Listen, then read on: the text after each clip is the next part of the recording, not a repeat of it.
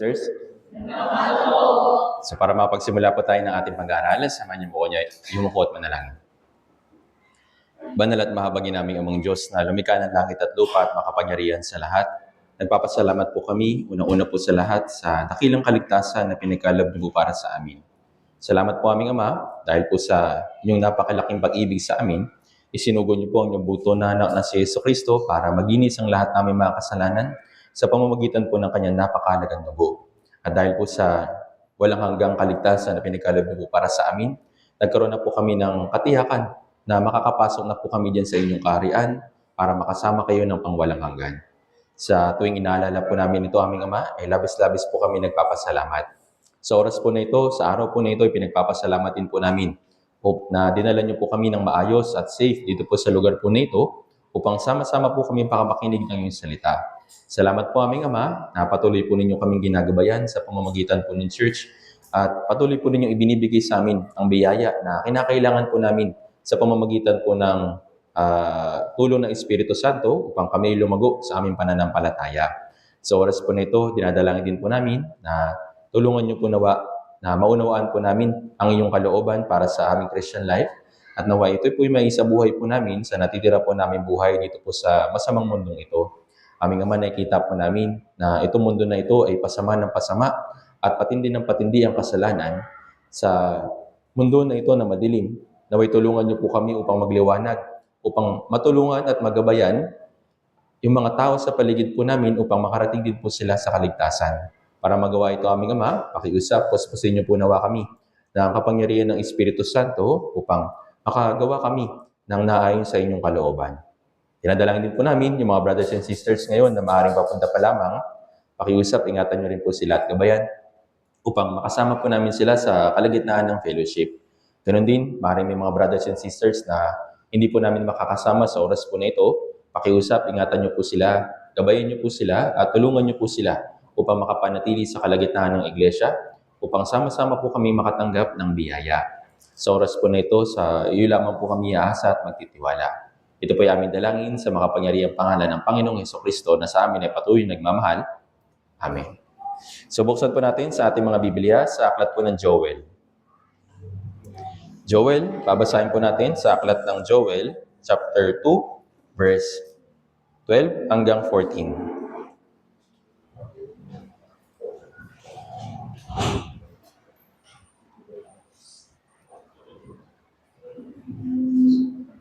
Joel, chapter 2, verse 12 hanggang 14. Nasa Old Testament po ito, huwag niyo pong hanapin sa New Testament, ha? Joel, chapter 2, verse 12 hanggang 14.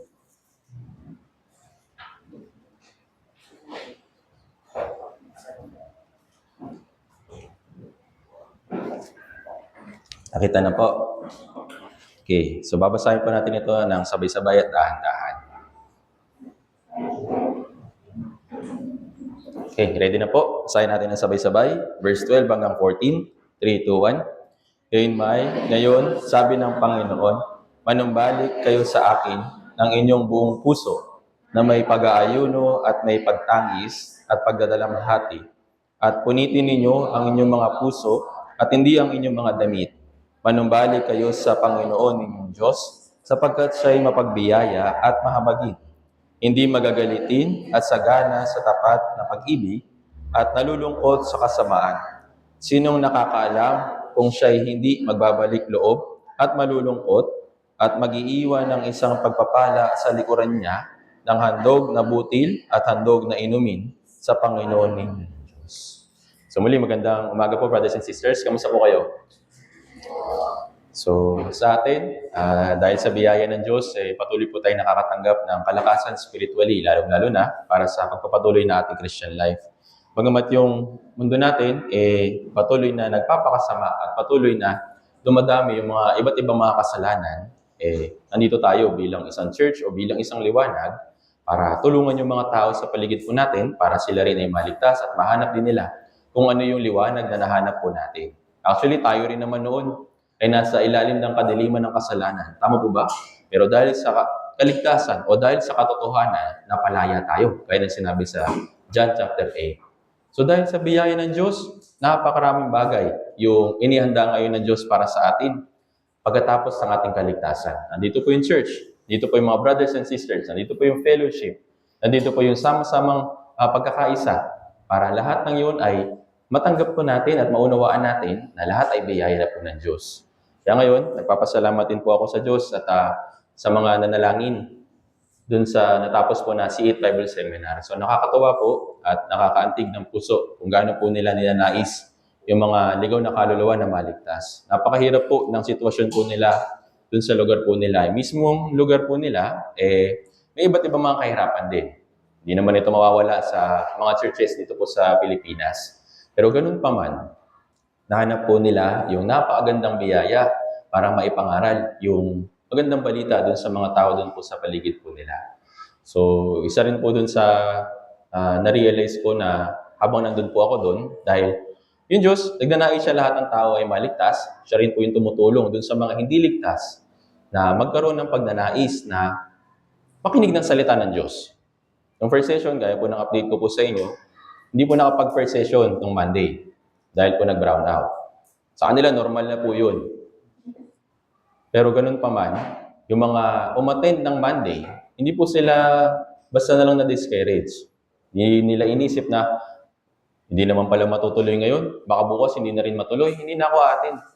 Pero nakakatuwa at nakaka-touch ng puso na yung mga umattend ng Monday, kahit na hindi sila nakapakinig, kasi brown out, pumalik pa rin sila ng Tuesday. At yung iba po ay natapos po nila. So, dahil nga yung Diyos ay nagnanais na lahat ng tao ay maligtas, siya rin po yung tumutulong sa una, sa mga ligtas, para gabayan sila, i-follow up sila, at encourage sila. Pati doon na rin doon sa mga tao na hindi pa ligtas, siya rin po yung nagdadala sa kaligtasan. Kaya marami po yung mga nakatapos ng Bible Seminar doon. At ang balita ko, sabi nila, wala po doon sa counseling, babalik sila ngayong Sunday. Sana nga bumalik sila, talagang maunawaan po nila yung pasimula ng kanilang buhay bilang isang Kristiyano. So ngayon naman po, tayo naman ay nandito sa Santa Rosa Church. Kailangan po natin gampanan yung ating tungkulin kahit na mahirap yung sitwasyon. Kahit na mahirap yung sitwasyon sa paligid po natin, actually hindi po yun dapat na maging dahilan para manghina tayo o ma-discourage tayo sa pangaral ng Ebanghelyo at pagpapatuloy ng ating Christian life. Pagkatapos sa ating maligtas, yung kahirapan para sa atin ay mas dumami. Tama po ba? Mas marami ba yung kahirapan noong hindi pa tayo ligtas o mas lalo pang dumami ngayong naligtas na tayo? Actually, mas marami po tayong kahirapan pagkatapos ng ating kaligtasan. Tama po ba? Bakit? Dito ipinapaunawa ng Diyos na hindi dito yung pag-asa mo. Yung pag-asa mo ay dapat nasa langit. Wala kang aasahan dito sa mundong ito. Habang nabubuhay ka dito sa mundong ito, patuloy kang babagsak, patuloy kang madadown, patuloy kang madidiscourage. Para maunawaan natin na mayroong pag-asa dun sa langit. Para mas lalo tayong magnais na sana sa lalong madaling panahon, dumating na yung Diyos para matapos na yung kahirapan. Pero for the meantime, habang hindi pa dumadating yung Diyos, habang pinapahintulutan pa niya tayo na tulungan yung mga tao sa paligid po natin, dito po papasok yung ating Christian life. Naintindihan po. At dito po sa panahon ng Joel o aklat ni Joel, yung binasa po nating verse 12 hanggang 14, ito po yung key verse. Sabihin na natin, sa bawat chapter po kasi ng ating, sa bawat Bible, meron pong mga natatanging verse na nagpo-point out sa kahalagahan or sabihin na natin na summary ng aklat ng isang aklat dito po sa Biblia. Ito to pong verse po dito po sa Joel, mula verse 12 hanggang 14, ipinapakita ng Diyos na bagamat mayroong paghuhukom, pero mayroong pa rin pag-ibig yung Diyos. Doon sa mga tao na sila ay magre-repent, sila ay makakatagpo ng biyaya.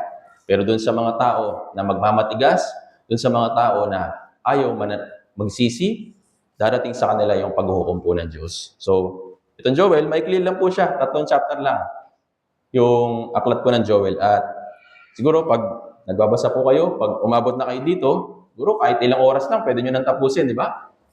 So, next page agad, next ano agad, next book agad. So napakadali lang ng basahin ng aklat ng Joel. Pero kailangan po natin maunawaan na sa ilalim ng tatlong verse po na ito, tatlong chapter po na ito, meron pong nais yung Diyos at meron dakilang message para sa atin bilang mga Kristiyano. Hindi lang siya maisikli. Okay? Actually, napakahaba po ng kwento tungkol po sa Joel. Kasi nga, meron po itong mga, sabihin na natin, prerequisite. Alam niyo po yung prerequisite? May pinanggalingan. Hindi lang po basta sinulat ito, kundi konektado ito dun sa mga naunang verse, naunang chapter. Naintindihan po? Naunang book dito po sa Biblia. Pero masyado mahaba yun, kaya susubukan ko po na i-summarize lang kung ano po yung mga key points dito po sa aklat po ng Joel. So, dito po sa aklat ng Joel, naisulat po ito BC 835 hanggang 795. Yung ibang mga scholar, ayon po sa pag-aaral po nila, ito po yung nasa panahon ni Haring Joas ng Judah noong time po na yon. So, ibig sabihin po ng pangalan ni Joel, ang Panginoon ay Diyos. The Lord is God. Noong panahon ni Haring Joas, nagkasala yung mga Israelita sa pagsamba sa mga Diyos-Diyosan. At dito sa aklat ng Joel, makikita natin yung parusa or consequences dahil dun sa ginagawa nilang pagsamba sa mga Diyos-Diyosan. Atras po tayo sa chapter 1, verse 4.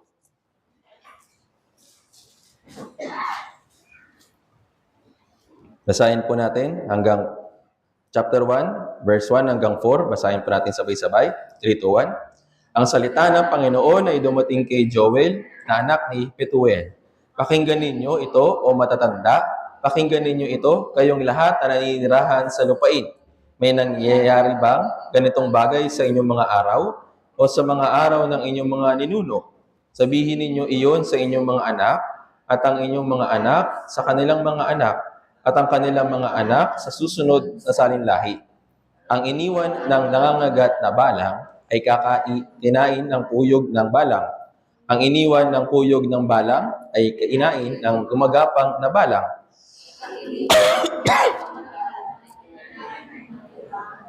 Okay. So dito po, binanggit po sa verse 3 kung ano yung purpose, kung bakit dapat po nilang warningan yung next generation ng mga Israelita or mga taga-Juda. So alam natin na yung mga ninuno ng mga Israelita, mula nung sila ay lumabas sa Egypt, namuhay sila ng 40 years doon sa ilang, marami po nangyari sa kanila at actually, marami rin pong namatay sa kanila. Alam natin yung kwento dahil nga sa katigasan ng ulo at katigasan ng puso nila, unti-unti silang dinidisiplina ng Diyos, unti-unti silang pinaparusahan ng Diyos at talaga pong iba talagang namamatay. At sa next generation naman, bago sila pumasok sa Kanaan, bagong generation na. Naintindihan po. So yung bagong generation na yon, tinuturuan ngayon ng Diyos na huwag ninyong gayahin yung mga ginagawa ng ninuno ninyo. Huwag nyo silang sundan. Huwag nyo sundan yung yapak nila. Naintindihan po? Kaya nga sabi niya dito, sabihin niyo sa inyong mga anak. Sabihin dun sa next generation, kayo, yung bagong generation, na pumasok na sa Kanaan. Sabihin niyo dun sa magiging anak ninyo kung ano yung warning ko, ano yung instruction ko, ano yung kalooban ko. So, ito po yung pagpapakita ng guidance ng Diyos, hindi lang para sa mga lumabas dun sa pumasok dun sa Kanaan, kundi sa mga susunod na generation pa, hanggang sa makarating sa atin. Naintindihan po. So yung turo ng Biblia, hindi lang po para sa mga tao noong unang panahon. Hanggang ngayon, ito po nagtuturo sa atin, sa Christian life natin, hanggang sa tayo ay humarap sa Diyos. Ayun, bilang mga magulang, bilang mga ninuno, or bilang mga nauna na Kristiyano, ano po yung dapat natin gawin? Kailangan natin tulungan na lumago yung mga, sabihin natin mga baby Christian, yung mga bagong silang na brothers and sisters. At bago natin sila turuan, kailangan tayo rin ay dapat munang lumago. Hindi pwedeng yung isang 5 years old ay magtuturo sa 2 years old. Tama po ba? Meron bang sapat na kaalaman yung 5 years old na bata para turuan yung 2 years old na bata? Hindi po. Wala po silang kakayahan. Alam lang nila maglaro. Tama ba? Pero sino po yung dapat na nagtuturo sa mga nakakabata? Yung mga malalago na brothers and sisters. Yung mga malalago na kapatid. Tama po ba? So, para magabayan sila ng tama, magabayan sila ng mabuti, Ito po yung sinasabi ng Diyos para sa mga Israelita. So sa mga susunod na generation, warningan nyo sila. Ano po yung warning ng Diyos? Itong verse 4. Kung hindi kayo tatalikod, kung uulitin nyo ulit yung kasalanan na ginawa ng ninuno ninyo, ito yung salot na dadating sa inyo. Ano pong gagamitin ng Diyos na salot? Balang. Locust. Alam niyo po yung locust? Isa po siyang uri ng tipaklong. Gaano kalaki yung tipaklong sa atin? Napakaliit lang. Pero dun sa Israel, dun sa Middle East, hindi po yung simpleng tipaklong lang. Yung iba po dun, sobrang laki.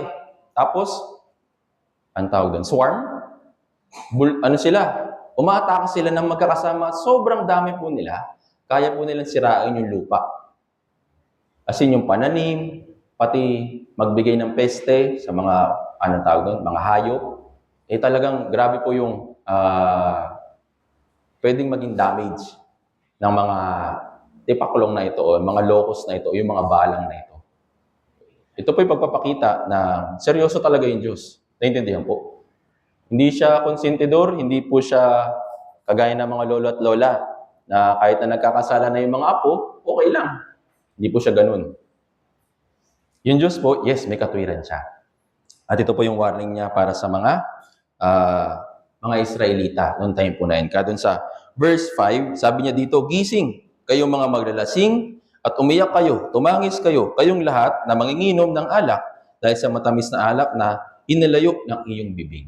So yung mga kasalanan na ginawa nila, ngayon winawarningan sila. Merong darating na pag-uukom. Kung hindi kayo tatalikod, hindi kayo magre-repent, itong salot na ito, yung balang, darating sa inyo. Naintindihan po. Kaya, sa verse 18, tingnan po natin. Hindi lang po tao yung mamamatay po sa parusa na ito. Verse 18, basahin po natin. Chapter 1, verse 18, 3-1. Nag-uungulan ang mga hayop, ang mga kawan ng mga baka ay nililito sapagkat wala silang pastulan, pati ang mga kawan ng tupa ay nagdurusa. So dahil malala yung tawag nito, yung locust, yung sabi natin yung pagkapeste ng mga locust o yung mga bala. Hindi lang po yung root crops, hindi lang po yung lupa yung maapektuhan. Pati na rin po yung mga hayop. Naintindihan po? So dahil nga wala silang pagkain, pati yung mga hayop, uungan, dadaing. Naintindihan po? So, ganito po ka-devastating yung hatol ng Diyos kung hindi magre-repent. Naintindihan po? Dito sa chapter 3, nandito naman po yung panunumbalik, sabi natin. Panunumbalik ng Israel kung sila ay manunumbalik. Blessing po ito, kumbaga. Pero yun nga, bago tayo dumating sa blessing, dito po sabi ng Diyos, dun sa verse na binasa natin, ano po yung sabi niya? Hindi niya kaagad pinadala yung locust. Hindi niya kaagad pinapadala yung hatol. Nag-warning muna siya. Naintindihan po?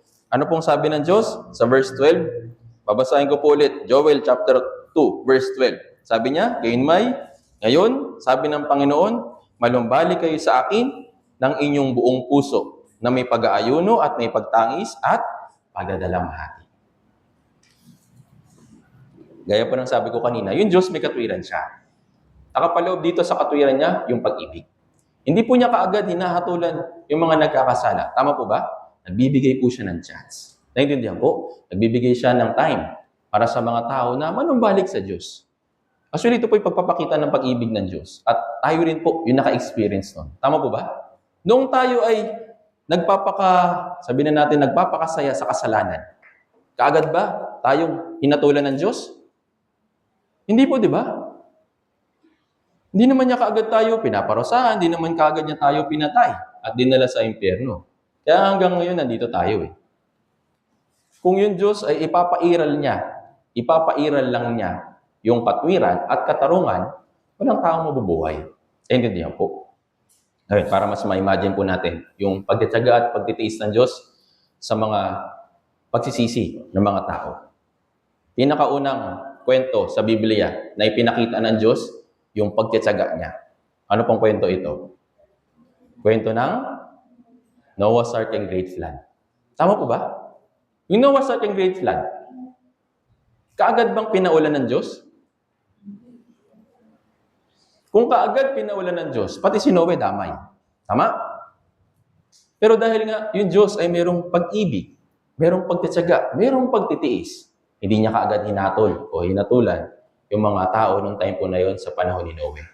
Halos mga 100, umabot nga 600 years old na si Noe bago lang dumating yung malawakang baha. Naintindihan po. Actually, tapos na niya yung barko bago pa mag-600. Pero yung Diyos, patuloy pa rin siyang nagtitiis, patuloy pa rin siyang nagnanais na yung mga tao makinig sa sinasabi ni Noe. Kaya nga, sa Bible seminar, di ba, naipapaliwanag po ito, na si Noe, habang ginagawa niya yung daong, ano pong sinasabi niya? Pasok kayo dun sa daong, magkakaroon ng malawakang baha. Gusto ng Diyos, kaya siya nagpagawa ng sobrang laking daong. Gusto niya na lahat tayo ay pumasok doon.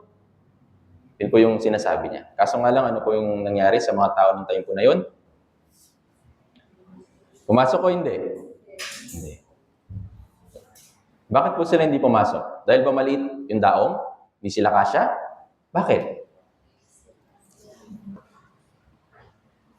Bakit?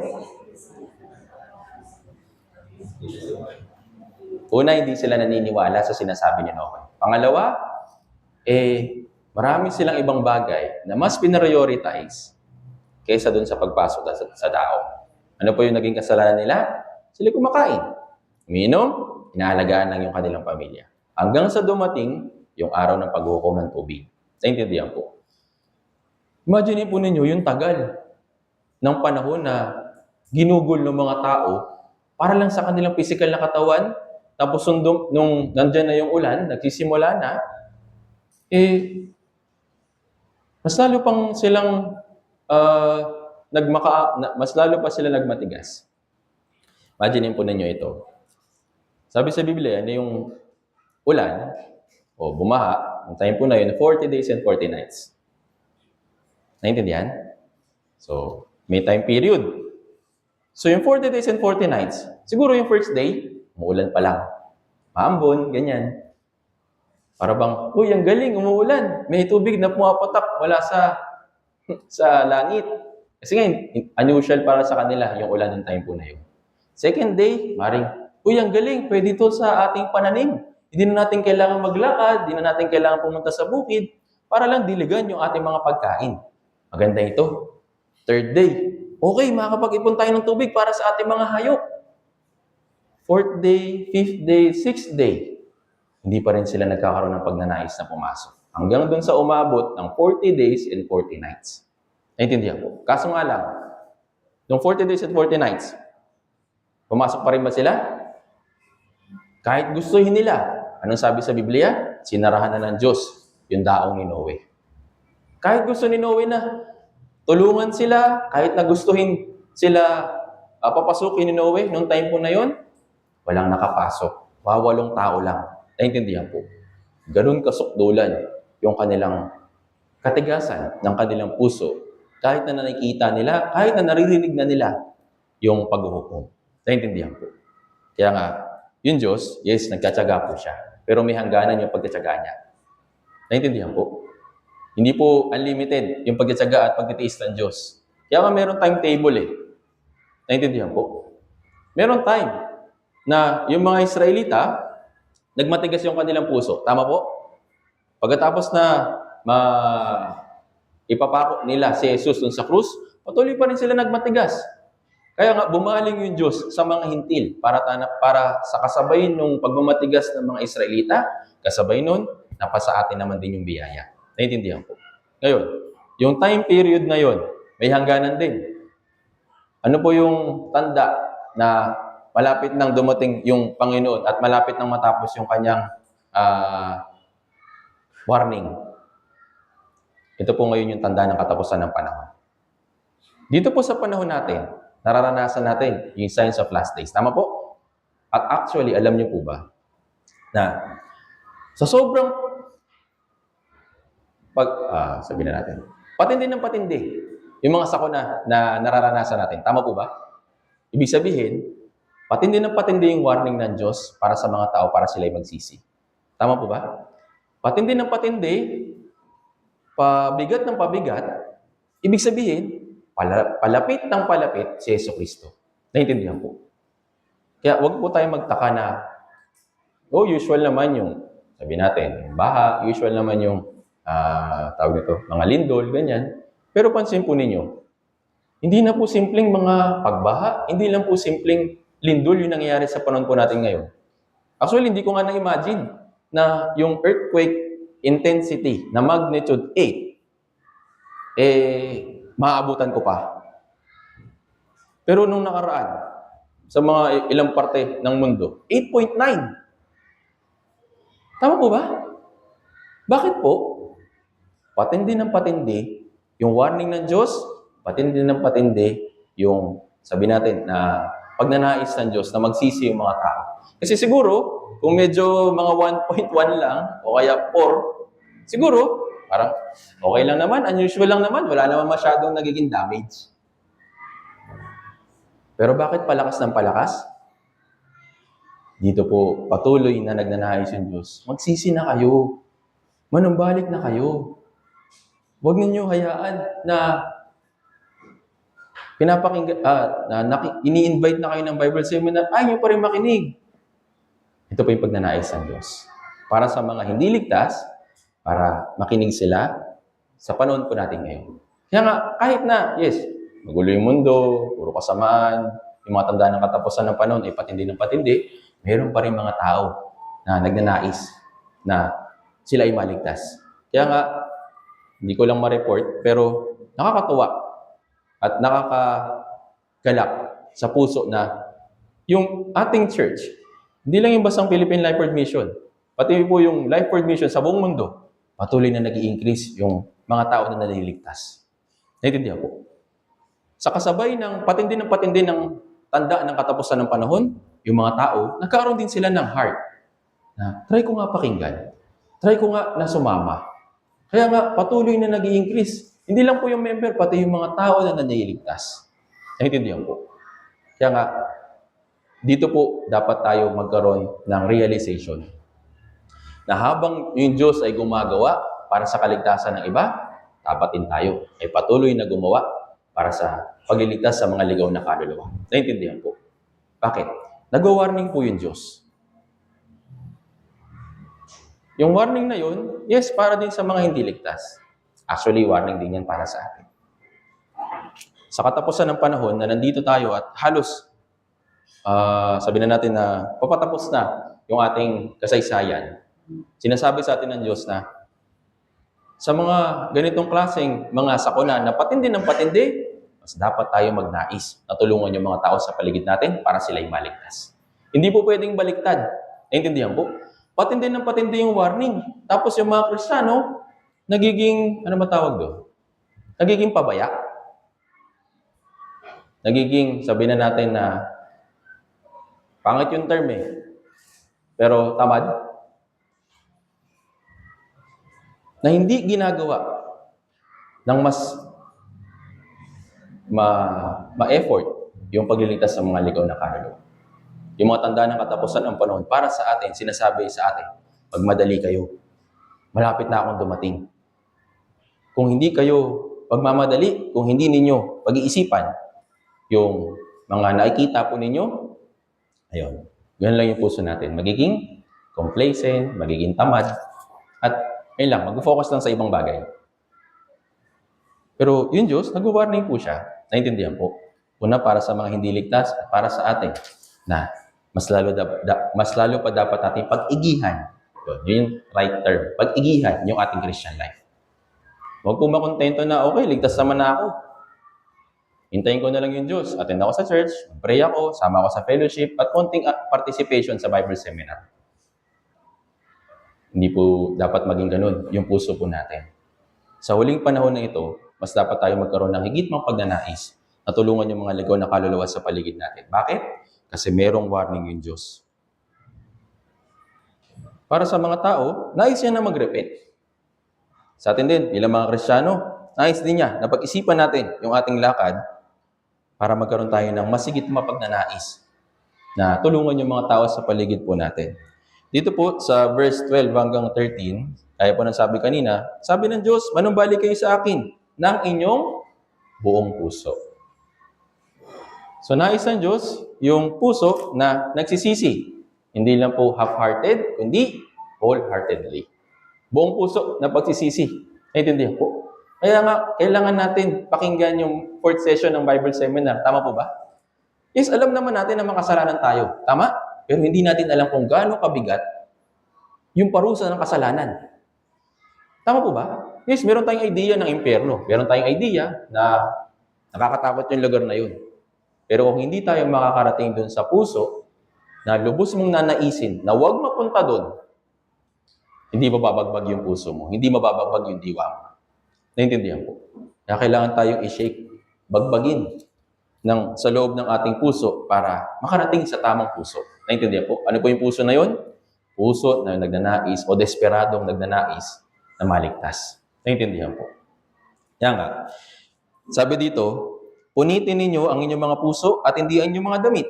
Manumbalik kayo sa aki, manumbalik kayo sa Panginoon ninyong Diyos, sapagkat siya'y mapagbiyaya at mahabagin, hindi magagalitin at sagana sa tapat na pag-ibig at nalulungkot sa kasamaan.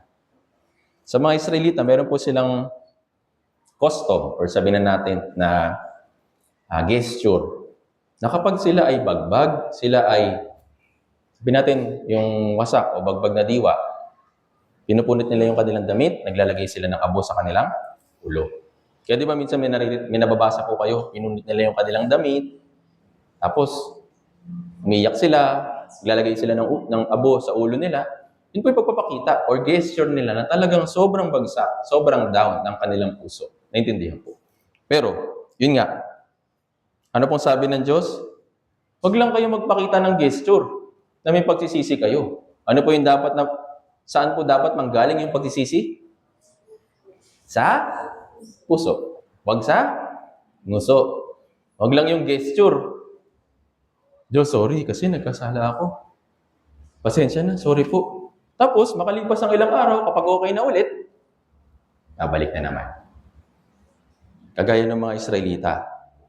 Yes, nasanay sila na magpakita lang ng gesture. Pinupunit yung damit, tapos naglalagay ng abo sa ulo, na para bang nagsisisi talaga. Isa pong magandang halimbawa sa New Testament naman ay yung kwento tungkol kay Judas. Judas Iscariote. Intindihan po. Nung si Jesus, binenta niya na, anong ginawa niya dun sa pera? Yung 30 silver. Gusto niya ibalik yun. Gusto niya ipakita yung gesture na talagang mali yung ginawa niya. Gusto niya ibalik sa mga pare. Tinapon niya, binalik niya dun sa mga, sabi ng mga pare, ikaw bahala dyan. Kaso nga lang, ano po yung ginawa niya? Nagpakamatay. Yung salitang regret at repent, magkaiba. Naintindihan po? Alam niyo po yung regret? Nangihinayang lang. Pero hindi nagsisisi. Tama po ba? Ganun po yung naging puso ni Judas Iscariote. Regret lang. Kasi nga naman, pinapapatay mo yung isang tao, hindi ko ba bagbagin sa yung puso? Talaga nag-regret siya, mali talaga yung ginawa. Kaso nga lang ang problema, nagpakamatay siya. Hindi po yung puso na nagsisisi. Yun po yung nag-regret lang. Naintindihan po. Kaya sa mga Israelita, sabi ng Diyos, punitin ninyo ang inyong mga puso, hindi ang inyong mga damit. Kaya nga, dapat po magsimula sa puso natin yung pagsisisi. Kung ito ay magmumula sa ating puso na pagsisisi, tutulungan po tayo ng Diyos. Ano po yung isang paraan ng pagsisisi pagkatapos ng kaligtasan? Yes, maagawa tayo ng kasalanan. Tama po ba? Pero ano po yung dapat na maging puso natin na pagsisisi? Tingnan po natin ito. Unang 1, chapter 1.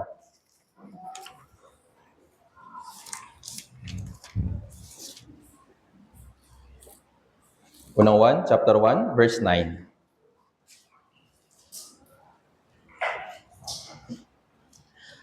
Basahin po natin ng sabay-sabay. 3, 2, 1. Kung ipahayag natin ang ating mga kasalanan, siya ay tapat at banal na magpapatawad sa ating mga kasalanan at tayo lilinisin sa lahat ng ating lahat ng kalikuan. So, sabi dito, ano po yung unang step? Ipahayag. Sabihin mo kung ano yung pagkakamali mo. Sabihin mo kung ano yung mga maling nasabi mo. Sabihin mo kung ano yung mga bagay na nagawa mo or kinilos mo na mali. Ipahayag mo sa Diyos. Naintindihan po? Ngayon, ano pong kasunod? Nilinisin na agad niya tayo, tapos okay na? Pagkatapos ating maipahayag, kagaya ni Haring David, pagkatapos siyang masabi yung kanyang kasalanan, sabi sa Awit 51 verse 10, tignan na lang natin. Awit 51 verse 10.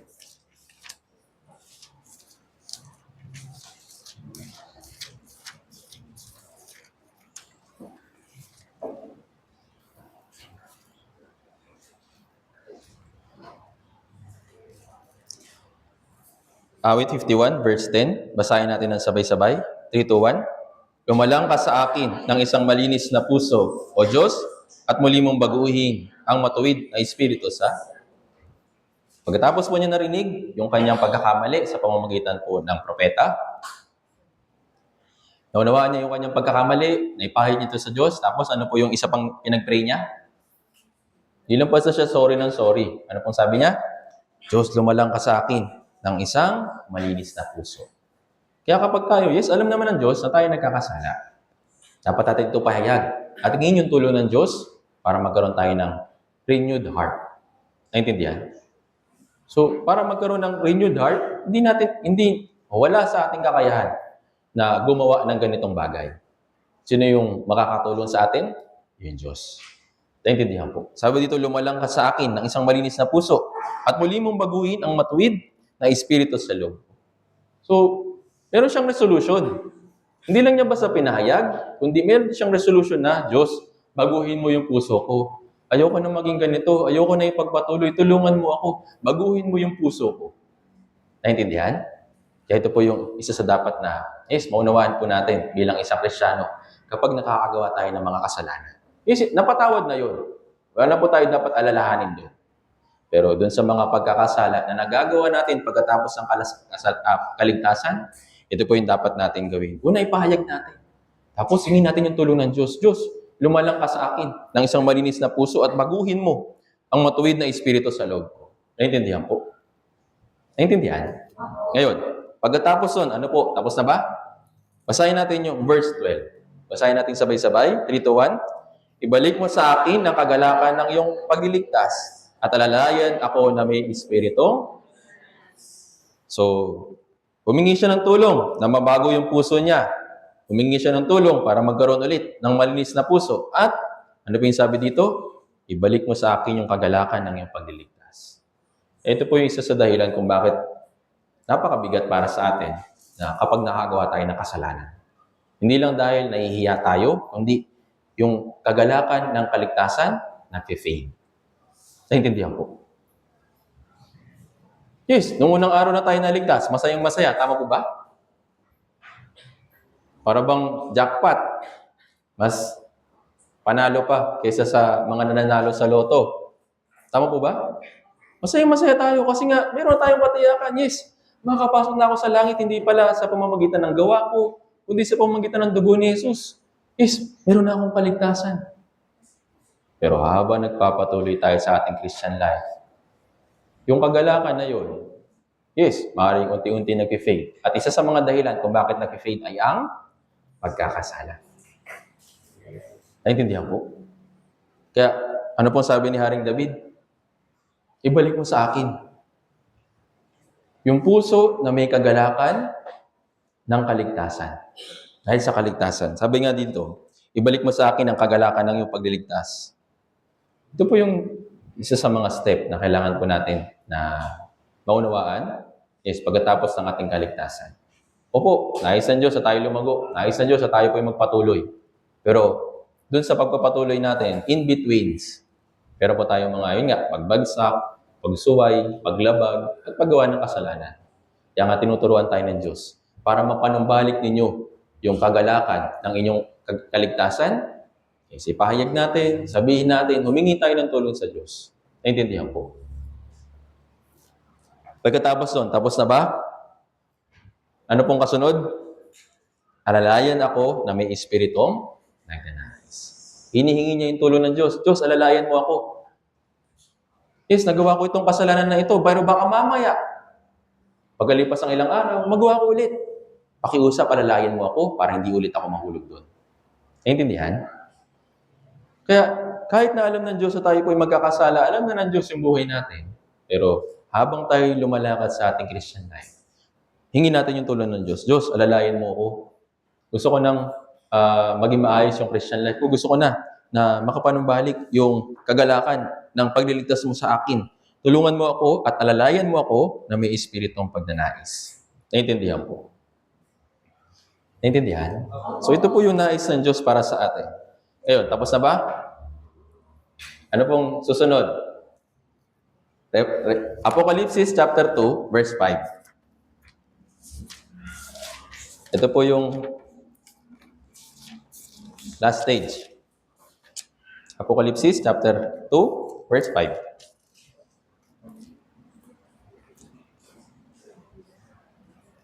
Basahin natin ng sabay-sabay. Apocalypse chapter 2, verse 5, 3, 2, 1. Kaya't alalahanin mo kung saan ka nahulog. Magsisi ka at gawin mo ang mga bagay na ginawa mo noong una. Kung hindi, darating ako sa iyo at alisin ko ang iyong ilawan mula sa kinalalagyan nito, malibang magsisi ka. Ano pong sabi ng Diyos? Alalahanin mo kung saan ka bumagsak. Alalahanin mo kung saan ka nahulog. Ibig sabihin, mag-reflect ka. Yes, nakahingi ka na ng tulong sa Diyos, nakapag-pray ka na, nasabi mo na sa Kanya, nag-request ka na, naalalayan ka. Pero ikaw, tayo, bilang parte, para mas maging maayos yung ating, mas maging maayos yung pagpapanumbalik ng ating Christian life, balikan natin. Mag-reflect ba? Naintindihan? Mag-reflect. Saan ba ako nahulog? Ano bang kasalanan yung nagawa ko? Next time, iiwasan ko na.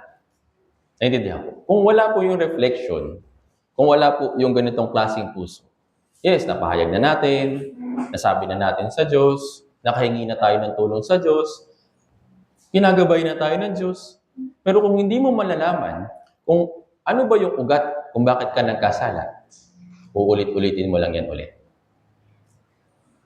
Tayo po, dito po sa Pilipinas, napakaraming gamot. Tama po ba? Napakaraming gamot, remedy para sa mga may sakit. Tama po ba? Sa sobrang dami nun, huwag lang tayo basta inom ng inom. Naintindihan? Nyari, masakit ulo mo. Inom ka ngayon, maring pain reliever, sabihin na natin, mga gamot para sa sakit ng ulo. Kung patuloy mo nang iinumin yun, ano pa mangyayari sa katawan mo? May immune. Masasanay, kumbaga. Tapos, makakapekto na sa atay mo. Naintindihan? Pero ano ba yung mas dapat o mas matalinong paraan? Hanapin mo yung cause kung bakit sumasakit ulo mo. Kapag nahanap mo na, doon mo ngayon i-adjust. Sumasakit yung ulo ko, pag napapansin ko, napapadalas yung pagsi-cellphone ko. Medyo nagbe-blurry na yung mata ko. Kasi, ayun, napapadalas o napaparami yung screen time ko. Hanapin mo yung ugat. Naintindihan po? Hindi lang pwedeng tapal ka na ng tapal, tapos yung ugat ng pagbagsak mo, hindi mo nire-reflect, hindi mo inaayos. Naintindihan? Kung hindi mo ayusin yung ugat na yun, babalik at babalik din yun sa'yo. Naintindihan po? Kaya nga, mas mabuting paraan, yes, mag-reflect. Kaya sabi dito, alalahanin mo kung saan ka nahulog. Saan ka ba bumagsak? Then, hingin mo yung tulong ng Diyos, magsisi ka, at magkaroon ng pagnanais na huwag na itong ulitin. Ngayon, ano bang sabi dito? At gawin mo ang mga bagay na ginagawa mo noong una. Una, hindi ka naman masyadong sumasakit yung ulo, hindi ka naman masyadong nagkakasakit, pero dahil nga sa mga hindi magagandang habits natin, naapektuhan yung ating physical na katawan. Ganun din, maaaring yung ating Christian life. So ngayon, ano po yung mga unang dapat na bagay na ginagawa natin nung una na dapat nating balikan? Mayroong puso na may pagnanais na lumakad ng may pagsunod at mayroong pagpapakumbaba sa harapan po ng Diyos. Naintindihan po. Noong una, hindi lang tayo basta nagalak nung tayo ay naligtas. Meron tayong puso na gustong sumunod palagi. Tama po ba? Parang excited ka. Ano kaya yung utos ng Diyos na ipapagawa sa akin? Ano kaya yung utos niya na kalooban niya?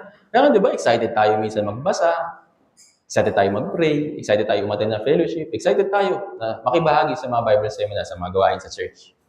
Yun yung mga bagay na una nating ginagawa pagkatapos nating maligtas. Tama po ba? At yun ay masaya para sa atin. Pero habang tumatagal tayo sa Christian life natin, ayun, unti-unti nag-fade.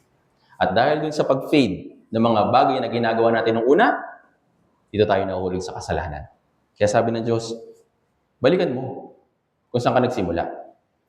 Balikan mo kung saan ka ba nahulog, tapos restart ulit. Naintindihan?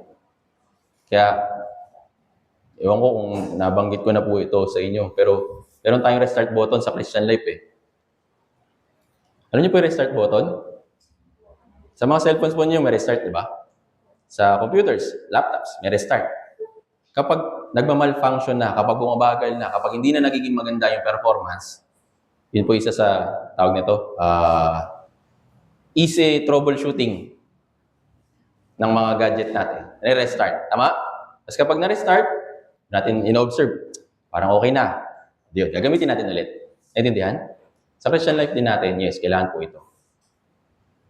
Balikan mo kung saan ka nahulog. Mag-restart ka ulit. Hindi po punto dito na tumigil. Ano pong nais ng Diyos? Mag-restart. Uno, hindi ka nakapagbasa. Hindi, restart ka ulit. Unti-untiin mo. Basa ka isa, basa ka dalawa. Noon, medyo mahaba yung prayer mo. Pero katagalan, pakunti na ng pakunti. Mag-pray ka na lang tuwing umaga, mag-pray ka na lang tuwing kumakain, mag-pray ka na lang kapag natutulog. Wala na yung in-betweens na prayer. Balikan mo ulit yun. Start ka ulit. Naintindihan po. Noon, medyo nananamlay ka sa pag-attend sa church. Pati mo ulit, i-volunteer yung sarili mo. Ay, sama ako doon. Noon, ang sipag-sipag. Gagawa ng pupunta sa church para sa mga Bible seminar. Pero katagalan, ayan, minsan, nag-fade. Di balikan mo yun. Naintindihan po. Hindi po, huwag tayong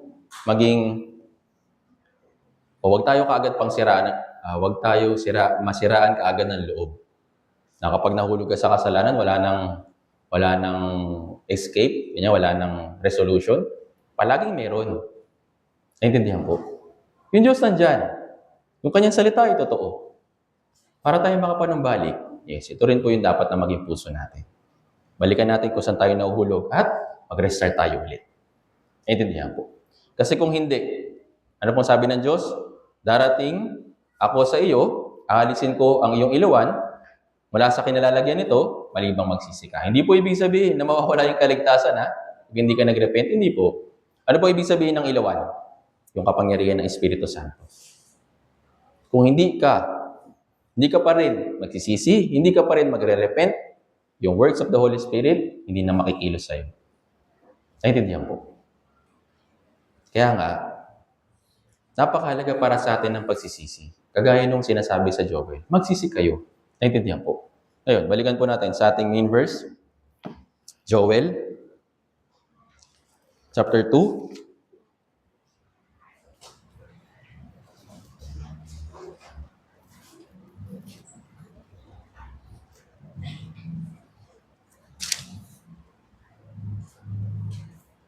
Basahin po natin yung verse 13 sa kalagitnaan, 3-1.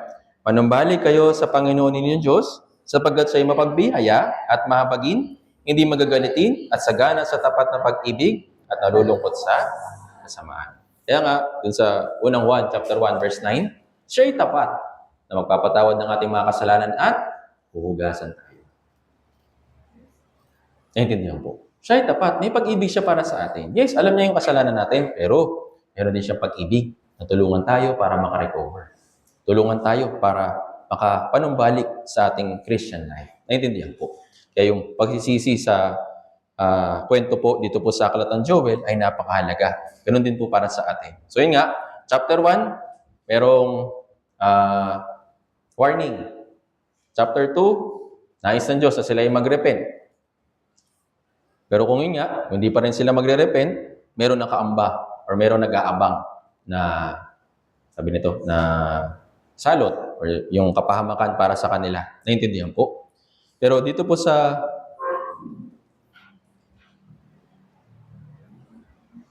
verse 14, sabi dito, sino nakakaalam kung siya'y hindi magbabalik loob at malulungkot at mag-iiwan ng isang pagpapala sa likuran niya ng hindi na ng handog na butil at handog na inumin sa Panginoon ninyong Diyos. So, yung Diyos is, nagbibigay din siya ng mga, sabihin na natin, recovery supplies para sa Christian life natin para patuloy tayong makarecover. Naintindihan po? Yes, tapat siya. May pag-ibig siya para sa atin at para makapagpatuloy tayo sa ating Christian life. Ano po isa sa mga supplies natin para makapanumbalik? Ito pong words of God. Naintindihan po. Tingnan po natin. Awit 19.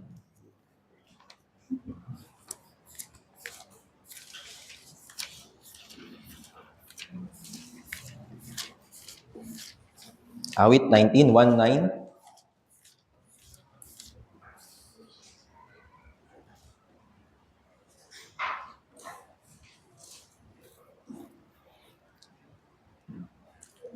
Basahin po natin. Basahin muna natin yung verse 7. Awit 19, verse 7, 3 to 1. Ang kautusan ng Panginoon ay sakdal na nagpapanauli ng kaluluwa.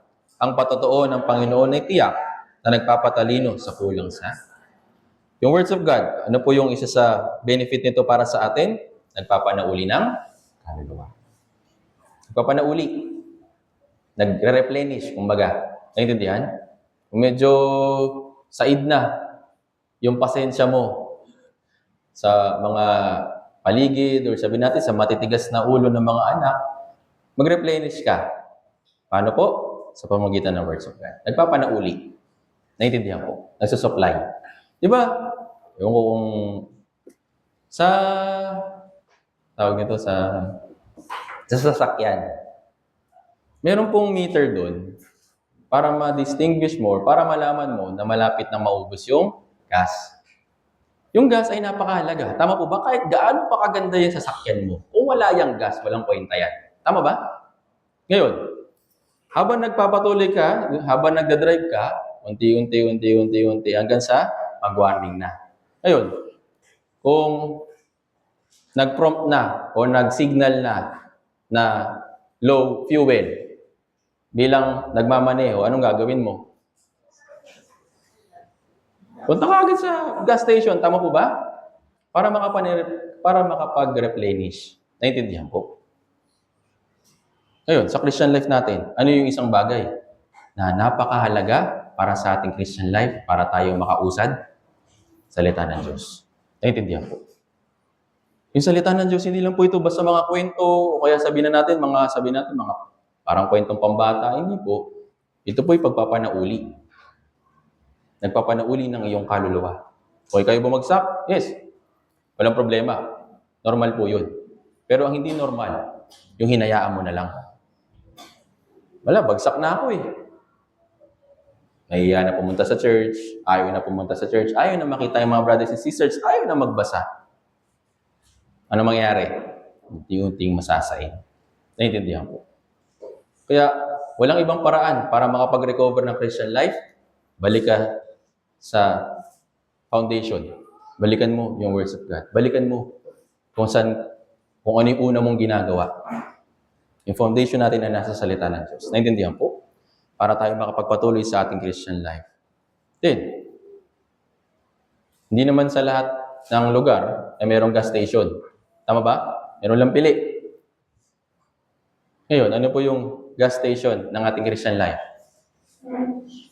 Yung church. Naintindihan po? Yes, may words of God. Dito natin pinag-aaralan ito. At dito sa loob ng church, dito rin tayo nakakapanumbalik sa pamamagitan ng fellowship. Naintindihan po? Sa pamamagitan ng brothers and sisters, na-encourage ka, napapalakas yung loob mo. Brother, okay lang yan. Na-miss ka namin. Buti nandito ka ngayon. Tagal-tagal ka namin pinagpipray. Salamat, sinagot na yung prayer po namin. Ngayon, magpatuloy tayo. Sa pamamagitan po nito, yes, na-encourage tayo ulit. Kaya napakahalaga ng church. Naintindihan po. Napakahalaga para sa atin. Hindi lang ito na basta na pagtitipon. Naintindihan po. Dito sa lugar po na ito, kumikilos yung Espiritu Santo para mas lalo nating makita yung biyaya, makuha yung biyaya.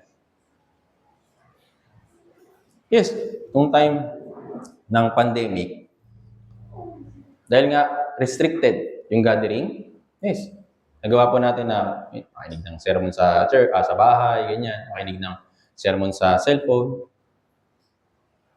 Pinahintulutan yun ng Diyos kasi nga may restriction. Naintindihan? Ngayon po, meron pa ba? So, saan dapat makinig ng salita ng Diyos? Sa? Konti lang sumagot. Saan po? Marami tayong option na pwedeng gawin para makapakinig. Tama ba? Pero ano yung essence kung bakit kailangan makinig ng church? Makinig sa church ng sama-sama. Para magkaroon tayo ng training na kailangan natin magkaisa. Meron tayong iisang goal. Meron tayong iisang pagnanais. Naintindihan po? Makikibahagi tayo dun sa pagnanais na yun. Makikibahagi tayo sa paikiisa na yun. Kung gusto mo lang na mag-isa, na makinig ng salita ng Diyos, anong practice yung matututunan mo sa pagkakaisa? Kung mag-isa ka nga lang. Anong sabi sa atin ng Biblia? Sa lahat ng anumang bagay, isipin niyo, sikapin po ninyo yung pagpapanatili ng pagkakaisa. Naintindihan po? Dahil tayo yung bahagi ng katawan ng Diyos, kailangan natin mag-synchronize sa isa't isa, magkaisa sa isa't isa para matupad yung kalooban ng Diyos. Naintindihan po? Kaya, hindi lang po natin ginagawa yung pagtitipon, halimbawa yung Wednesday, yung mga gatherings natin, hindi lang po natin yung ginagawa dahil kailangan ng ibang tao o kailangan ko na makita kayo dito. Yun po ay para sa inyo. Naintindihan po? Yes, marami tayong mga instances na siguro mahirap. Pero sa pamamagitan nga ng church, dito tayo ngayon papasok sa pagtutulungan. Hindi lang tayo tinitrain para magkaisa. Tinitrain din tayo para magtulungan sa isa't isa. Naintindihan po? Kung mayroong isang brothers and sisters na nahihirapan, anong gagawin natin? Tulungan. Tama po ba? Wala nga naman. Wala siya ngayon. Okay. Basta ako nandito. Wala siya? Hindi okay. Hindi po. Nandito tayo para magmalasakit din sa isa't isa, para tulungan yung isa't isa, para makausad sa Christian life natin. Naintindihan po. Kaya nga, ito po yung essence kung bakit yung church ay family. Diba? Minsan naririnig natin na yung church ay pamilya. Spiritual na pamilya. Spiritual na kabahagi mo. Naintindihan po. Tayo po yung bawat isa ay bahagi ng church. Yung ulo, nandito. Nais niya na yung katawan, lahat ay nandito. Naintindihan po. Yun po yung ibig sabihin ng pagkakaisa. Yun po yung ibig sabihin na bawat bahagi kumikilos. Naintindihan po. Kaya, bagamat mahirap yung sitwasyon natin, bagamat mayroong mga kahirapan, bagamat mayroong mga, sabihin na natin, mga personal na dahilan kung bakit, sabihin na natin, nahihirapan tayo umusad sa Christian life natin. Pero nandito nga tayo para magtulungan. Naintindihan po. Isa po sa isang bagay na natutunan ko sa loob ng church, hindi problema yung pera. Halimbawa, di ako makatid sa church kasi wala akong pamasahe. Kung yun lang yung magiging dahilan, hindi magtulong-tulong tayo. Tama ba? Pasensya na, wala akong mag-aalaga ng pamangkin ko, anak ko, kapag nasa church. O di tulungan natin mag-alaga para makatin sa church. Praktikal lang ba? Naintindihan po. Hindi po problema para sa atin yung mga bagay na yun. Dahil hindi po pulubi yung church.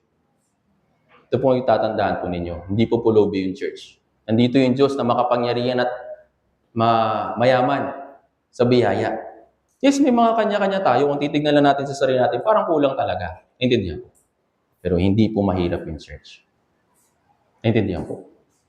Kung meron kang pagnanais na gusto mong umatin, kung wala nga talagang pamasahe, o di tulungan natin. Sabihin niyo po sa akin, Sasabihin ko po sa mga leaders, nais ng Diyos na tayo po'y tulungan. At kung magiging dahilan lang na wala kang pera, wala kang mag-aalaga sa anak, pasensya na pero parang napakababaw naman. Kung yun yung magiging dahilan natin. Naintindihan? Meron tayong mga kanya-kanyang problema, alam ko po yun. Pero nandito nga tayo para magtulong-tulong, para magkaisa, para makapanumbalik lahat, para tayo ay sama-sama makatanggap ng biyaya. Naintindihan po.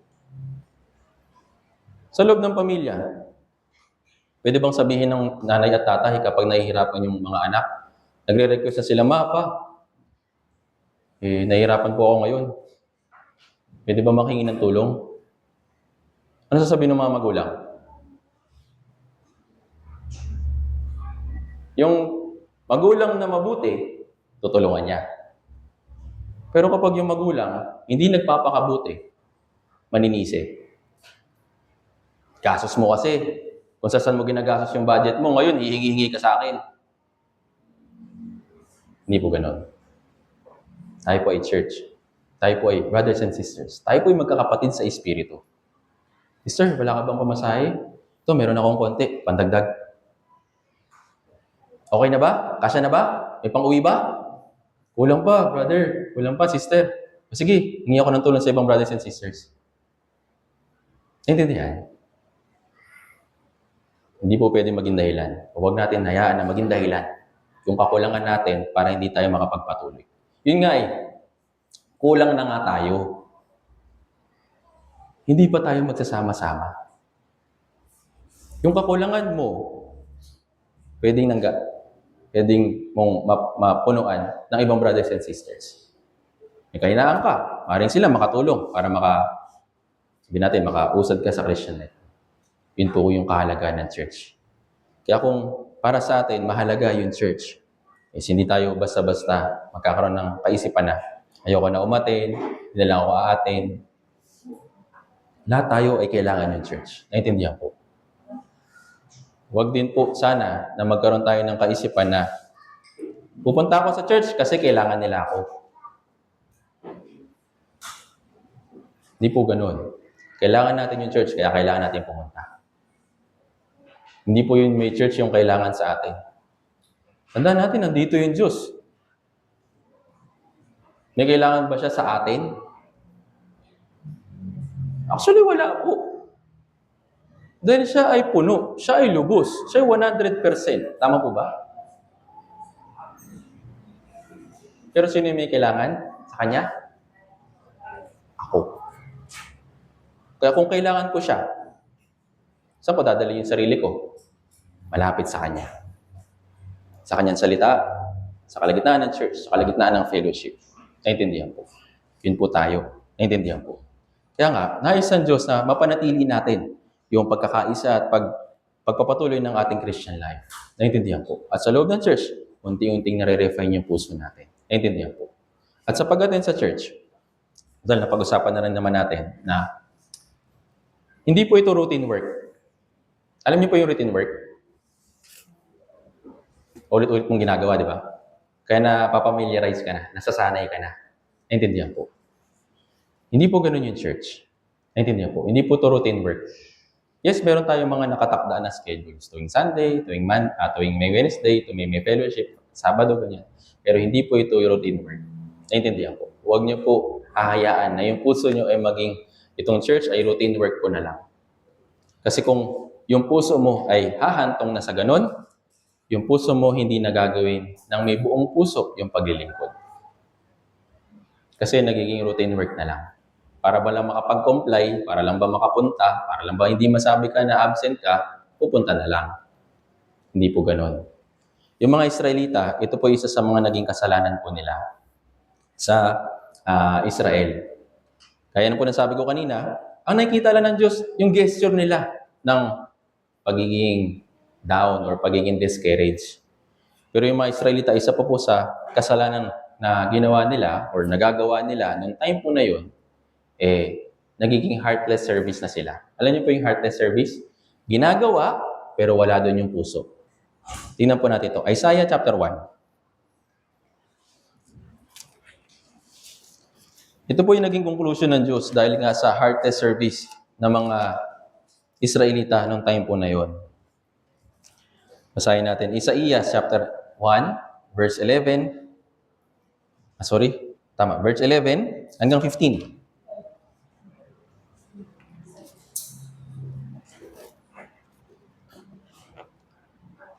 Isaías chapter 1, verse 11 hanggang 15. Kung nakita na po, basahin natin sabay-sabay. 3, 2, 1. Ano sa akin ang dami ng inyong mga handog, sabi ng Panginoon.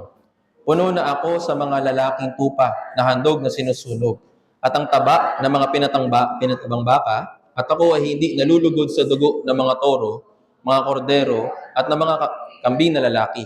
Nang kayo'y dumating upang tumingi na sinong humiling nito wala sa inyong kamay, sa inyong hiyukarakan, aking mga bulwagan.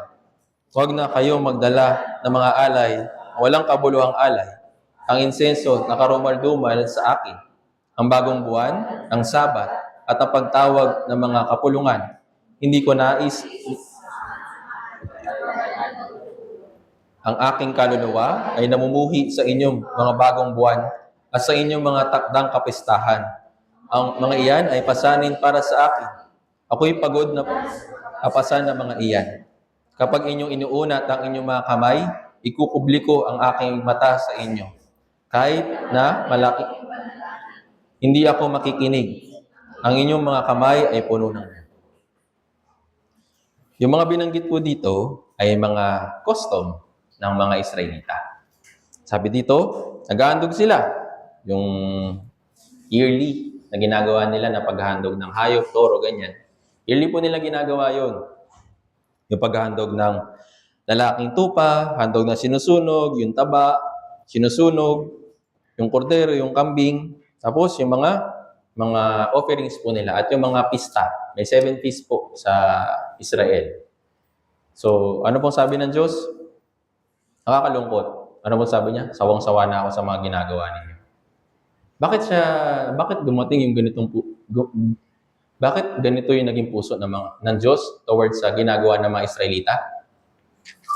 Kasi yung puso nila, hindi nila sinasama. Naintindihan po. Tignan po natin ito. Marcos chapter 7. Ito po ay quoted mula dun sa binasa natin kanina na Isaías chapter 1. Marcos chapter 7. Ito po yung naging problema po nila.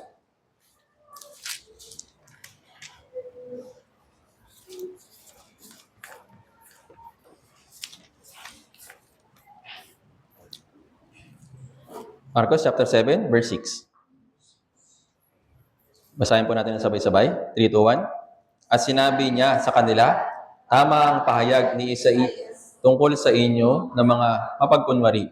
Ayon sa nasusulat, iginagalang ako ng bayang ito ng kanilang mga labi, subalit ang kanilang puso ay malayo sa akin. Yes, ginagalang. Para pagpapakita, may gesture. Naghahandog sila, nakikibahagi sila sa mga pista, pero ano po nangyari sa kanilang puso? Malayo. Ito po ay nangyari sa kanila, sa mga Israelita. At tayo, kailangan din po natin mag-ingat. Mamaya dahil nga nasanay na lang tayo sa pagpunta sa church, nasanay na lang tayo na umaattend sa fellowship, nasanay na lang tayo na mag-pray, nasanay na lang tayo na may Bible seminar. Pero yung puso natin, hindi natin namamalayan, napapalayo na pala. Kaya ano sabi ng Diyos? Sawang-sawa na ako sa mga alay ninyo, sawang-sawa na ako sa mga pista ninyo. Anong nais ng Diyos? Kawikaan? Anak ko, ang puso mo sa akin ay ibigay. Naintindihan po? Ano po yung pinaka-concern ng Diyos? Wala po siyang pakialam dun sa mga handog. Wala po siyang pakialam dun sa mga, sa mga pista. Nais na yung puso natin. Naintindihan po? Halimbawa, kung ikaw isang magulang, malayo yung anak mo, nasa ibang bansa. Nagpapadala naman siya ng pera. Okay naman, natutususan. Pero sino mas mahalaga? Yung pera o yung anak? Di ba meron tayong pagnanais na anak, okay naman na nagbibigay ka, pero sana makasama kita. Namimiss na kita. Naintindihan po? Ito po yung puso ng Diyos. Bilang ama niya na nasa langit, ang pinaka-concern niya para sa atin ay tayo. Naintindihan po. Tayo po yung ninanais ng Diyos, nilolong ng Diyos. Kasi nga mahabang panahon na tayo nahiwalay eh. Bakit tayo nahiwalay? Dahil sa kasalanan. Ngayon, nais ng Diyos na nakapanumbalik ka na. Ikaw yung pinakamahalaga sa Diyos. Kaya nga nais niya na ikaw ay manatili, nais niya na makasama ka niya. At nais niya, yung puso mo ay nasa Kanya. Yung heartless service, ayun, ginagawa ng mga Israelita. Ginagawa na lang kasi para matapos na. Actually, ito rin po yung puso ko noon, nung ako ay church staff pa lang. May inutos sa akin. Para lang hindi ako mapagalitan, ginagawa ko, natatapos ko. Pero yung puso ko, walang kagalakan. Matapos ko lang. Yun lang. Okay na. Sabi nga, okay na to. Huwag lang po kayo mag-settle dun sa okay na to. Okay na yan. Akate naman ako sa church. Pero yung puso mo naman malayo. Yung puso mo naman nasa ibang bagay. Yung puso mo naman nasa ibang tao. Yung puso mo naman nasa ibang gawain. Physically present, pero wala yung po. Hindi po mentally. Kasi sa school yun eh. Yung puso ay absent. Intindihan po. Huwag niyo pong hahayaan na maging ganon. Kasi yun po isa sa naging kasalanan dun sa Joel. Kaya darating sa kanila yung kaparusahan. Kasi naging heartless service po sila. Naintindihan po. Kaya para maiwasan natin yung heartless service, isa po sa tip, i-improve niyo po yung Christian life niyo. Kung yung Christian life po ninyo ay patuloy na sabihin natin, ka-upgrade, or sabihin natin na mag-uusad, or sabihin natin, lalago, yung puso po ninyo, masusuri po ninyo. Noon, parang tama na lang sa akin na maka-attend eh. Yung time po na yun, okay na, wala na ako. Pero kung ikaw ay magkakaroon ng puso na gusto pang mag-extend, or sabihin natin, gusto pang lumago, ano pong isang paraan? Agahan mo dito. Kung noon, okay lang, maka-attend ka. Sakto, sa oras, para ka. Pero paano yung puso po natin para mag-improve? Agahan mo. Kung noon, uwi ka kaagad, extend mo kahit na 5 minutes. Then, sanayin mo yung sarili mo. Makikita mo, oo nga no, dati parang uwing-uwi na ako sa church, pero kapag tapos ng gathering, parang ayoko pa umuwi. Yun po yung mga tao na meron na-train sa kanilang puso, na hindi na sila nag-settle na okay na ako, nakakate naman ako, okay na, tapos na. Yes, meron po mga sitwasyon na meron kailangan talagang puntahan after natin gawain. Pero yung magiging routine work mo na lang, na hindi mo na i-improve yung sarili mo para mas maluwalhati yung Diyos, doon po tayo magkakaproblema. Naintindihan?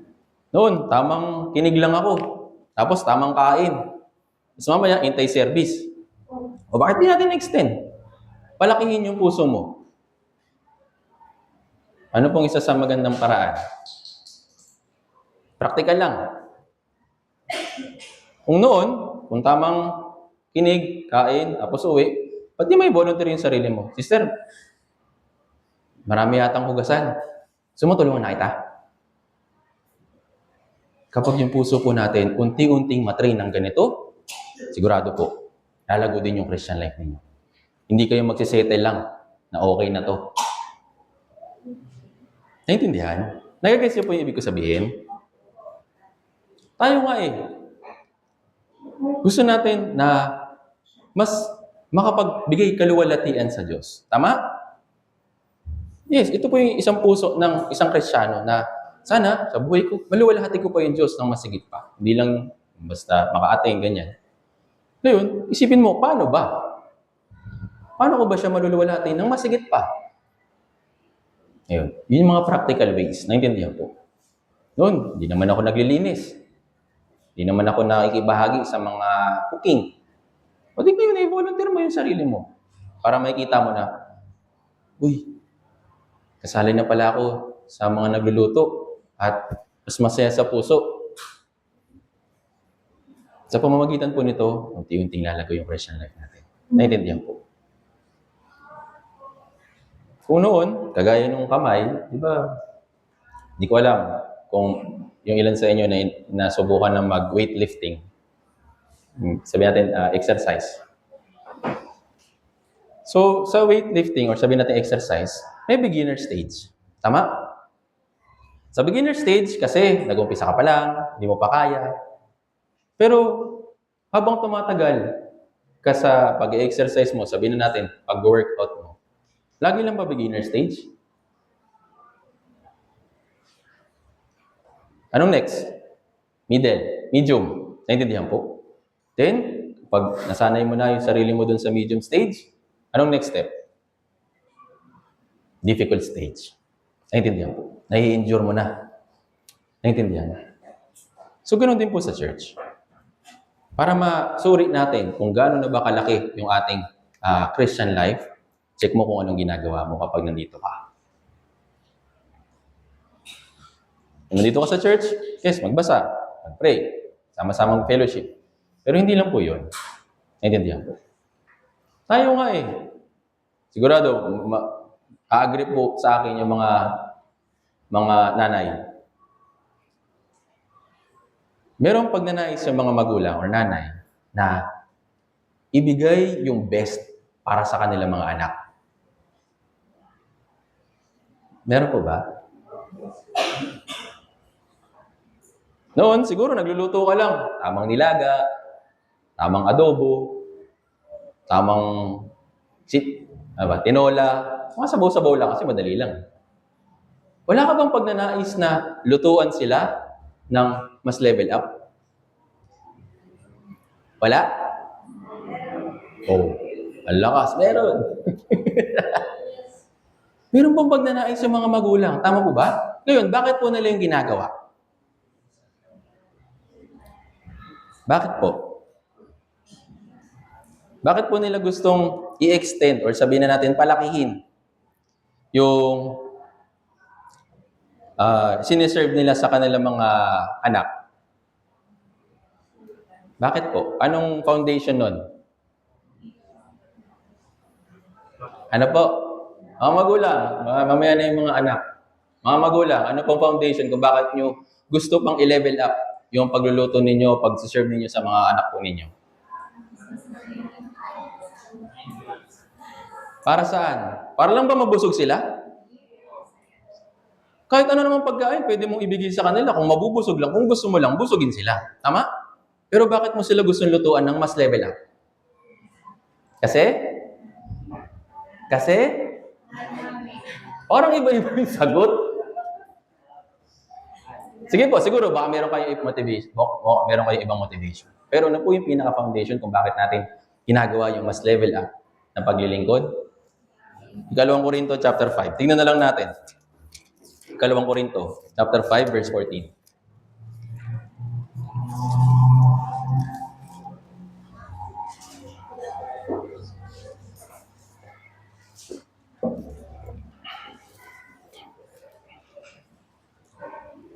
Ikalawang Korinto chapter 5 verse 14.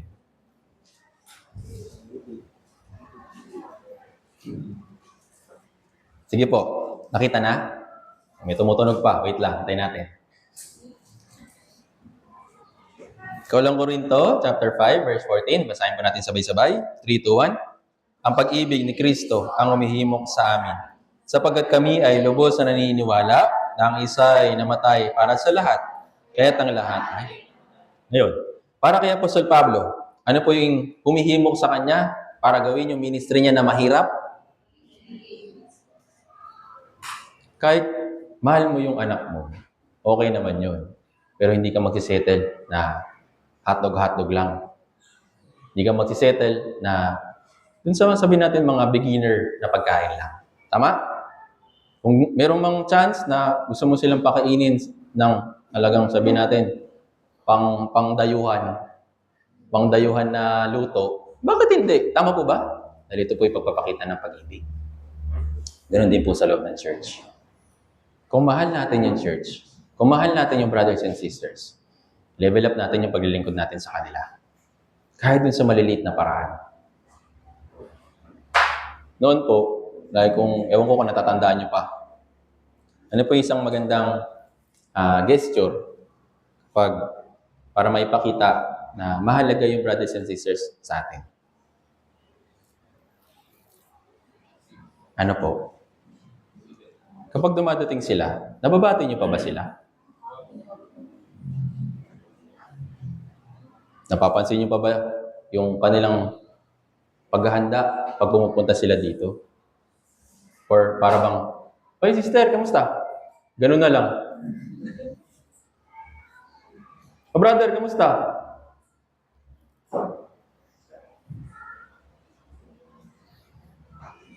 Kung mahalaga sila para sa iyo, hindi lang bastang ganong gesture yung ipapakita mo sa kanila. Tama ba? "Brother, kamusta? Ganda ng damit mo ngayon ah. Medyo level up. Saan mo nabili yan?" Kahit yung simpleng ganito, actually napakalaking bagay po nun sa loob ng church. Naintindihan po. "Brother, ang aga mo ngayon ah. Buti. O tara, ayun, almusal tayo." Kahit yung mga simpleng ganito, hindi natin kailangan ng sobrang laki ng mga kailangan gawin para lang maipakita yung pag-ibig natin sa church. Pero doon mag-start tayo sa maliliit. Then, hanggang sa pataas ng pataas. Para yung puso natin, wag magkaroon ng routine work lang. Yung mga Israelita, nasanay na lang sila na magsunog ng kambing, na mag-alay ng dugo, pumunta sa pista, pero yung puso nila, malayo na sa Diyos. Naintindihan po. Kaya yung Joel, yes, warning po siya sa mga Israelita. Actually, warning din siya sa atin. Bakit sila paparusahan ng Diyos? Kasi sumamba na sila sa Diyos-Diyosan. Napalayo yung puso nila sa Diyos. Anong salot yung dadalhin sa kanila? Balang. Pupusain sila, pati yung resources nila, pati yung mga, sabihin natin, mga bagay na mahalaga sa kanila. Kaya sinasabi ng Diyos, manumbalik kayo sa akin. Huwag niyong hayaan na maging ganyan lang kayo. Naintindihan po. I-improve niyo po yung mga bagay sa Christian life po ninyo para mas ma-extend natin yung pag-ibig natin sa Diyos. Naintindihan po. Kaya sabi sa Biblia, sa lahat ng inyong ginagawa, gawin niyo ng may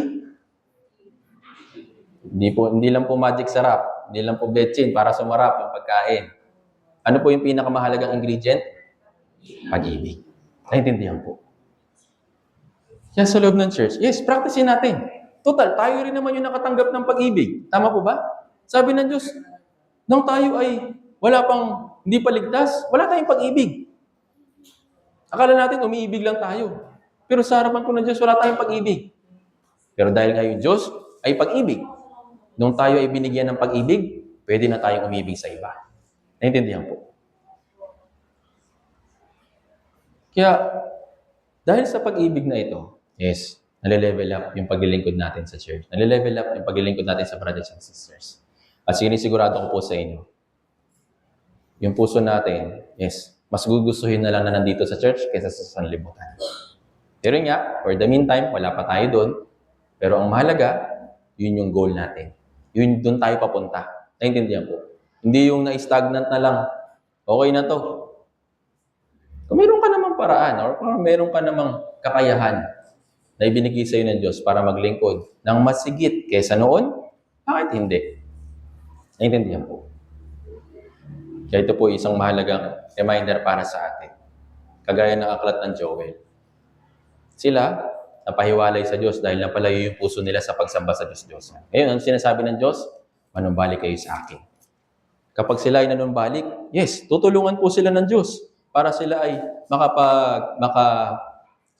maka-recover sa kanilang Christian life. Paano po sila makaka-recover? Sa pamamagitan ng kanyang salita, dapat silang manatili. Dapat silang patuloy na magkaisa. Dapat silang patuloy na mag-level up ng kanilang pananampalataya para hindi dumating yung kahatulan. Naintindihan po. Kapag yung mga tao, di ba, kapag sila ay naligtas, ano po sabi sa Biblia? Wala na sila sa kahatulan, kundi nasa buhay na. So, naihinto yung kaparusahan na itinakda ng Diyos kung sila ay maliligtas. Naintindihan? Tayo rin. Maihinto yung pagiging complacent natin sa ating Christian life. Kung magre-repeat din tayo at uusan. Naintindihan po. Kaya napakahalaga ng paglago ng ating Christian life. Dinadalisay natin actually yung ating pananampalataya. Tawag nito, nire-refine or dinadalisay natin yung ating Christian life sa harapan ng Diyos. Kung meron naman tayong kakayahan, bakit hindi natin mas lalo pang extend yung pag-ibig natin sa mga brothers and sisters, sa mga gawain sa church? Lahat po ito ay para sa ikaluluwalhati ng Diyos. Hindi po ito para sa akin. Kung gawin niyo ito para sa church, hindi lang po kayo masaya. Lalong magkakaroon ng kagalakan ay sa Diyos. Naintindihan po. Kaya, huling verse po natin, Apocalypse chapter 22.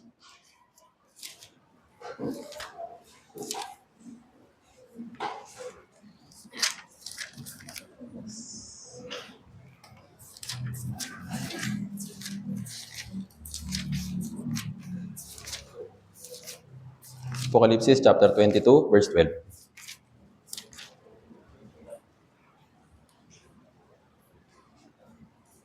Basahin po natin ang sabay-sabay. 3, 2, 1. Ako'y malapit nang dumating at dala ko ang aking gantimpala upang gantihin.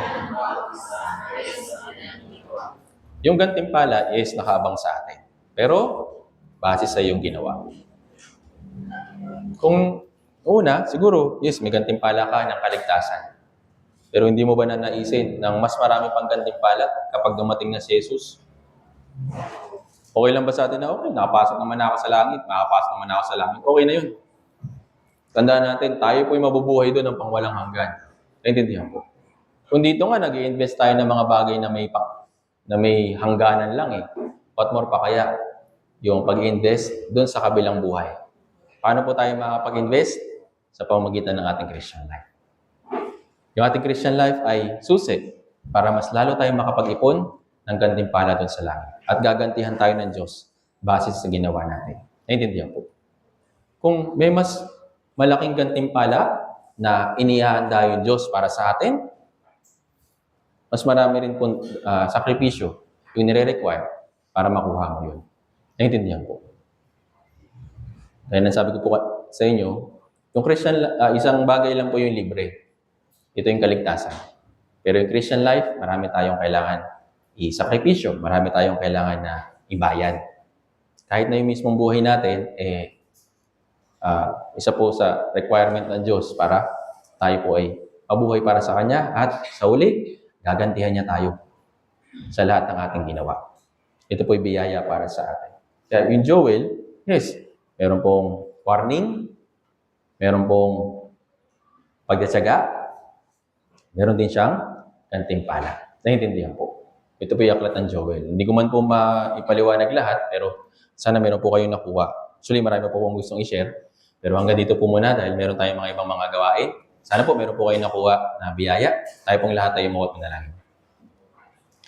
Banal at mahabagin naming Amang Diyos, nagpapasalamat po kami una-una po sa lahat sa dakilang kaligtasan niyo po para sa amin. Salamat po aming Ama sa patuloy po ninyong pag-iingat sa amin sa pamamagitan po ng church at pagbibigay sa amin ngayon ng mahalagang salita o instruction dito po sa Biblia. May tulungan niyo po kami upang palagi po namin alalahanin at i-consider ang aming Christian life. Tulungan niyo po kami upang mas lalo pa po namin kayong luwalhatiin dahil ang inyong pag-ibig sa amin ay napakadakila.